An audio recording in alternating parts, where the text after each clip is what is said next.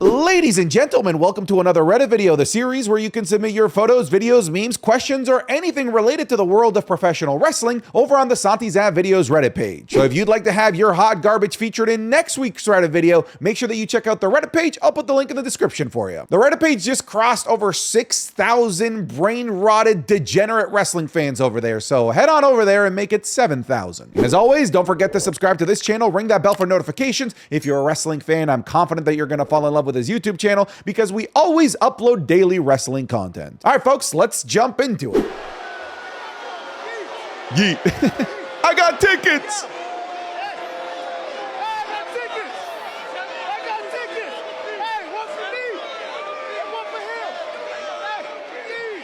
Dude, this is the best version of Solo Sikoa that we've gotten on the main roster thus far. He has stepped up his game over the last couple of weeks and become so much more entertaining, so much more charismatic, and frankly, this is what we've been wanting out of Solo Sikoa since he took over the bloodline. And you need to be this cult of personality-esque type of person in order to be a believable leader of all of these incredibly dangerous individuals that are surrounding him. I feel like him stepping up his game over the last couple of weeks also is incredibly well timed as we build towards this grandiose moment at Survivor Series War Games where there's going to be a lot of personalities at play. So Solo needed to step his game up and at the very least gave us some meme-worthy moments with this because a lot of people sent me memes from this. There is Solo Sikoa handing out W's in case you got a situation to use this. Don't worry because for every W that you hand out, we've also got a Solo Sikoa handing out L's for you to use. This is one of my personal favorites, Dominic Mysterio superfan Solo Sikoa holding up the picture and Jacob Fatu with the Mysterio beanie. One of the most popular games of the years just came out and Solo Sikoa is excited to show you his copy of Dragon Ball Sparking Zero. And this is my favorite one, Seto Kaiba Solo Sikoa holding up the beastly 3 blue eyes white dragons. It might be meme of the year, frankly, when it comes to the wrestling community. It's one of the best things that spawned. Why is this so accurate? You gave bro your trimmer and he comes out with a full beard.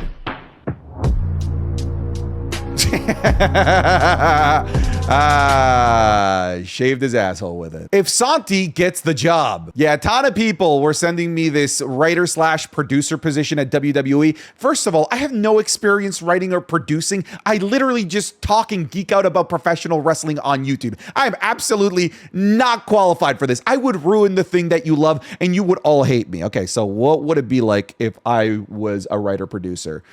Dominic, wait, why Charlotte? Why am I giving all the championships to Charlotte and Dom? I get Dom. Hell, I would bring back the Divas Championship just to give it to Dom, frankly. What are you doing, Santi? Oh! Okay, yeah, I reposted it. So, you're welcome. You got to see that. That's a great video. The Queen of Strong Style. When you want to channel your inner Shinsuke Nakamura.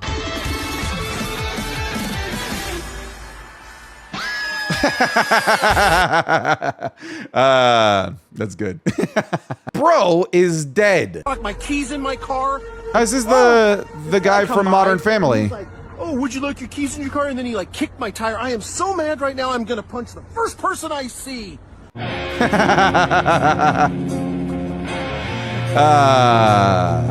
Nothing like running into Brock Lesnar in the middle of the night. Am I right, fellas? What do y'all want for night 1 and night 2 WrestleMania main events? Here's mine. Okay, so you've got John Cena versus Randy Orton for the undisputed WWE Championship. I want to see this match. I just don't know that WrestleMania 41 is, like, obviously it's the right stage for it, but I don't know if we have the timing for it. And then there's Roman versus Rock. I feel like this is an inevitability. Actually, maybe not, because Cody Rhodes hanging around could turn this into a triple threat potentially. I think I don't agree with this, mostly because where's Cody? And Cody is such a major focal point in WWE storytelling. Unless Cody gets injured, I don't see this happening. If anything, I could see it being Cody Randy over Randy Cena. POV, Braun Breaker is on the screen. So stupid. God. Why do I do this series? This was the right decision to make Braun Breaker look like the next Brock Lesnar. You know, if you wanted to make him look like the next Brock Lesnar and the next unstoppable badass, he probably just shouldn't have lost the Intercontinental Championship in the first place. I'm happy Braun Breaker is the Intercontinental Champion, but I'm going to be honest with you. It feels like even though Braun Breaker won the Intercontinental Championship, that he didn't win the Intercontinental Championship, because every other Intercontinental Championship change that we've had over the last little while has felt like a big moment. Braun Breaker winning his second one wasn't a big moment, because the moment was really siphoned by everything that was going on with the bloodline, because that's what's important. That's what everybody wants to know more about and tune into. Meanwhile, Braun Breaker winning his second championship didn't really hit like a championship victory. That being said, I feel like it's okay because it wasn't his first victory. It's his second victory, so mayhaps that's, you know, not the end of the world. But yeah, like if you wanted to make him look super strong, you just probably shouldn't have had him lose in the first place. Not allowed. Soncho, Karrion Kross, and the New Day train. Dude, this is so stupid. The majority of the people that watch my YouTube videos might not even know what's going on here, but this is a running gag on the podcast in my Twitch stream where I was really down on the Karrion Kross and New Day storyline, and now I'm not allowed to enjoy it because it's starting to get good and it's starting to include the Wyatt Six. It's ridiculous. I should be able to enjoy it. I should be allowed on the train. Big Jim. I went years without seeing anyone naked, other than my twin brother. Luckily, WrestleMania.com helped me find the woman of my dreams. And now, we see each other naked all the time. Based. My guy. Yeah, nice. They would what? All right, listen, I'm always afraid when people grab my clips out of context. What did I say? The entire wrestling community would flock to it. Flock to it, flock to it, flock to it, flock to it, flock to it, flock to it, flock to it, flock to it. Oh, that's... Congratulations, you said the stupidest thing all week. Well done, you win the award of the shittiest post on the Reddit video. The Samoan werewolf versus the dog for the IC belt. See, I don't think that that's what's going to happen. I really think that this is just a tease of what is possible. I feel like it's just Triple H showing his arsenal and reminding everyone of what he can do whenever he wants. But I don't think that Braun Breaker is going to be inserted into some storyline with the bloodline. I don't feel like that's where things are going to go. I feel like Braun Breaker is going to go in his separate direction. Jey Uso will follow the bloodline storyline. But what I will say is that this is absolutely a WrestleMania main event down the line based on the trajectory that both of these guys are taking. Like I could absolutely see this as a WrestleMania 43, 44, 45 main event. And dear Lord, this match would melt the heavens with how good it could be. Real graps, brother. Okay. All right. Pretty lady. Reject the goon, acknowledge Tongaloa. Okay, thank you. Thank you for protecting me and everybody watching this video. Most dangerous job in the world. All right, so we've got, I guess, a bomb detector, bomb diffuser person, or bomb squad, firefighter, sure. Lumberjack people. Yeah, absolutely. These are dangerous jobs. No more dangerous than a WWE security guard. It's true. It's damn true. These guys go out there working for minimum wage only to get broken in half by Brock Lesnar, Bronson Reed, Braun Strowman, and every other big meaty man on the planet that eats the amount that these guys weigh collectively in protein every single morning. Guess the Halloween fit with just these two. All right, so mullet and stash and handcuffs. I mean, it's either Dominic Mysterio, and I'm not even memeing. I'm not trying to create some edgy joke, or Dr. Disrespect. It's one of those two. All right, so somebody's gonna break the table, and it's Stone Cold Steve Austin. Oh, fuck! Damn it! I knew where it was going. It was gonna go towards Stone Cold Steve. I didn't foresee the light breaking. You hit me with the rope-a-dope. You hit me with this, then that, and then the final slice. It's gonna be Sauce Line Rules, Papa John's. What is this video? What have I done to you guys? Am I the only one who noticed this immediately? Embrace it, Santi. Yes, okay. I agree that I kind of somewhat look like the how do you do fellow kid Steve Buscemi a little bit, all right? This is what they're referencing, all right? Okay, it's actually pretty close. It's just different colors that we're wearing, but damn it, it's pretty accurate. Somebody also sent in this, all right, that I look like Justin Bieber.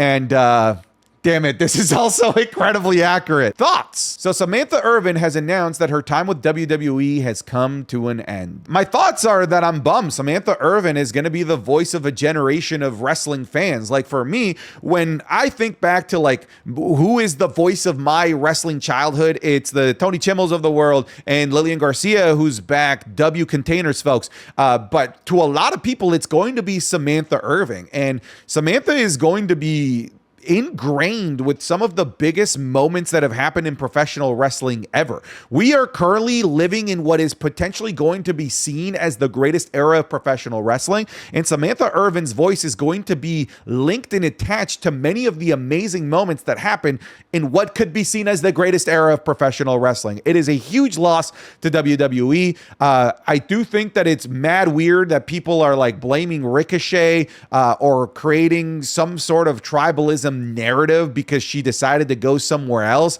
They say that she's like backstabbed the WWE. Like, bro, you've clearly never worked in a corporate environment if you think that leaving for a different job or a different professional opportunity is backstabbing the company. Like, to a company, you're just an employee, brother. You should be seeking out greener pastures. And if she found greener pastures with her music career, or maybe she does end up going to AEW, good for her. All I'm saying is that I'm happy that we got to spend the time that we had with Samantha Irvin, because I thought that she was a fantastic, legendary even ring announcer. Oh my God! Oh! How? Oh my word. Oh, Poison Rana. Yeah. Oh God. Oh God. Oh my God. Oh my God. That was a sneak peek of this week's Wrestling is Cool Match Club, available exclusively on patreon.com/SantiZap. This week, we're looking at Candice LeRae versus Johnny Gargano in an intergender match in 2017. We're looking at Kurt Angle versus Sting at TNA Bound for Glory 2007. We have a ladder match for the Intercontinental Championship between Christian and Rob Van Dam on Raw in 2003. We're looking at the Technical Classic between Daniel Bryan and Dolph Ziggler at Bragging Rights 2010. And the Modern Day Classic between Hijo del Vikingo taking on Kenny Omega on AEW Dynamite 2023. And we're going to be looking at the Royal Rumble 1999 and 2000 as well. You're going to get all of this plus everything we've already uploaded, including the Raw reviews, the SmackDown reviews, the Wrestling is Cool podcast 3 days earlier than everywhere else over on patreon.com/SantiZap. I'll put the link in the description or the link in the pinned comment. If you're already on the Patreon, thank you for your support. You're the reason why we're able to do this as often as we do. But that's enough with the sellout. Get back to the video. Who would win Female Superstar of the Year? Bayley, I would probably say no. She had a great run from Royal Rumble to WrestleMania, but then after that kind of fell off. Mariah May, I mean, is in contention. I like the Mariah May shout, but I feel like it maybe took a little bit too long into the year for the rise to happen. Rhea Ripley has to be one of the top contenders for sure, absolutely, but she spent so much time on the shelf as well. Liv Morgan, I think it's kind of similar to Mariah May in that the boost and like the big rise happened maybe a little bit too late into the year. I'm trying to find somebody that's had just an all-around beginning to end great year. Mercedes Moné, I would disagree. I wouldn't even put her in contention with the other women that we've talked about. Roxanne Perez, bro, this I might have this one above all of the other ones that we've talked about. And this is the one. This is the answer. It's Timeless Toni Storm. Like, this is an individual that has just revolutionized her character and catapulted herself in ways that are borderline inconceivable and unimaginable. She is so damn good, and she's been holding this character down for like the entire year. She's been cooking. She has had an amazing 2024, and if I'm making the decision right now, I'd probably give it to Timeless Toni Storm. So, see, I don't hate AEW, so there you go. I met Maven at New York Comic Con. Dude, I want to meet Maven so bad. He's currently my favorite wrestling YouTuber. Of course, after Small Afro. Yeah, that Small Afro's #1, fellas. It's gonna be, here we go. Chairline rules. Look at you now, Santi. Look at you now. What now?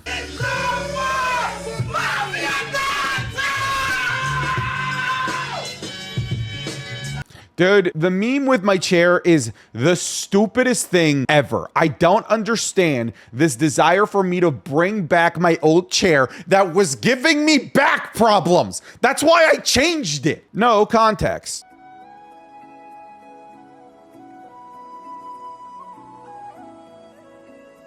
Yeah, I think that's fair. No context. I'm not gonna explain anything. Let's just move on. I love Undertaker's dong whenever the dong hits. I love when the dong comes.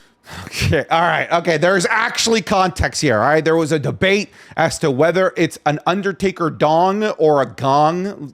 It's obviously a gong. Soncho was trying to tell me that it's Undertaker's dong, and for the love of God, it's not Undertaker's dong. I'm devastated. Sucks for us, AJ and WWE. We might not even get Cena versus Styles in 2025. Yeah, man, AJ Styles being out for a whole year. This sucks ass. Obviously, for me as a Cena fan, it would have been nice.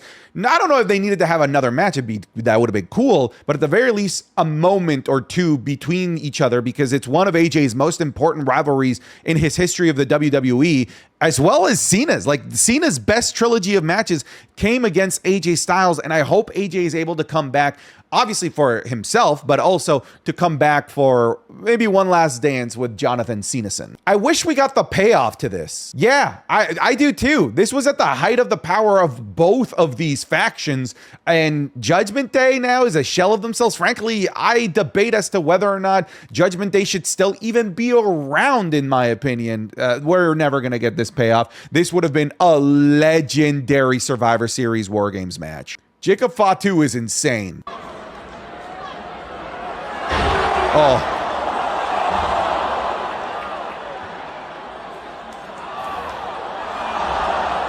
Dude, kind of crazy that they just casually gave Jacob Fatu versus Cody Rhodes as a dark match after Monday Night Raw. That's a goddamn Mania match that they just got there for free. First Santi, now Brandon. I saw this. This is cool.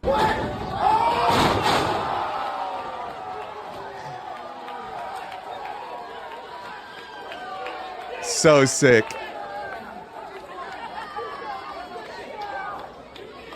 Bro, you cannot compare this to what I did. This is infinitely more impressive. I just hit a dude with a chair. This dude countered a down payment chokeslam into an RKO. Incredibly clean. The match is gonna happen. Clearly, it's going to happen, and I have half a mind to fly wherever it is the match is, because I feel like this is a moment in wrestling content creation history when BDE gets in the ring. I think I might genuinely go to whatever event it is that his match is at. Why does this look like a YouTube apology? It kind of does. Again, why couldn't you just find a picture online? Why'd you have to take it with your potato? And why does Kevin Owens look like a Smurf here? But yeah, like this whole storyline, by the way, I'm really digging it. I actually do think that less is more. I wish that they showed Kevin Owens less and made it seem more like a taboo thing that Kevin Owens was making any sort of appearances on TV. But yeah, it was kind of filmed like a YouTube apology, like he was about to tell us that there was a major lapse in his judgment or something. That's a Logan Paul YouTube apology reference if you got it. Except Kevin Owens didn't do the thing that Logan did, let's just say that, and didn't wear the stupid alien hat either. Isn't it kind of odd that they took the storyline in this direction? What? So Kevin Owens demands gay sex with Cody Rhodes and Randy Orton.